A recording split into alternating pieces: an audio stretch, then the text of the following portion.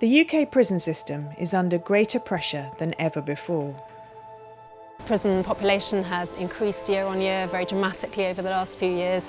Costs obviously ever increasing, cost nearly 40,000 to keep someone in prison for a year now.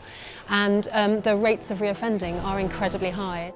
Restorative justice is a different way of looking at crime, where offenders and victims are brought together to encourage people to take responsibility for their actions. There are hundreds and hundreds of people involved in every crime. And so they're really facing that. It's very difficult for them to face those things, the devastation they've caused. Because I never looked at a victim, I didn't have no victims. I always classed myself as a victim. Crime actually causes damage and harm in people's lives, and that the response should therefore be to look at what that harm is and what people need to have happen to put that right.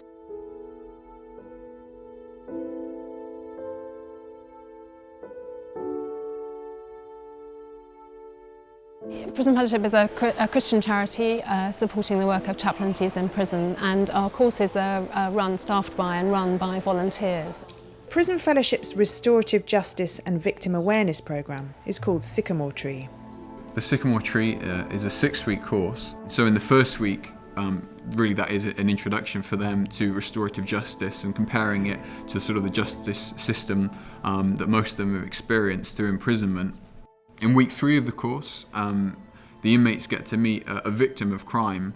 Lynn Connolly's son Paul was murdered in 2002. She's been speaking at Sycamore Tree courses for the last 8 years. And I've sobbed my way through my story, I think probably every single time, because I'm re-engaging again with the pain of what's happened.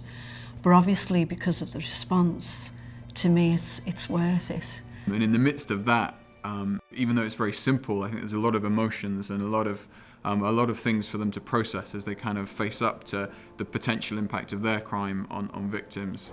The victim that came in, I could have so easily been the fella that robbed her house and tied her son up, and it didn't click until that story.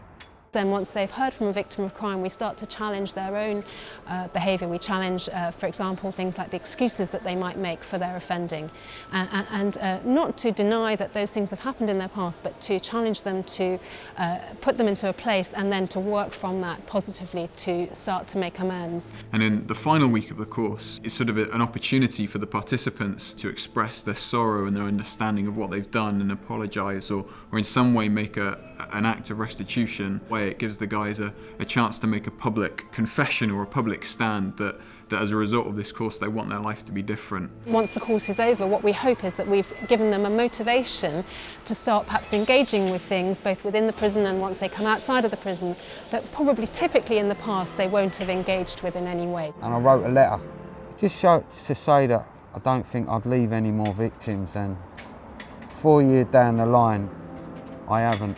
The course is essentially incredibly simple, and that moment of encounter between an offender, albeit within a group, facing a victim of crime, time and again we see has a dramatic impact on people's lives. And one young man in particular said to me afterwards, if I'd heard your story years ago, I would never have reoffended. And he said, who knows, miss, you could save lives.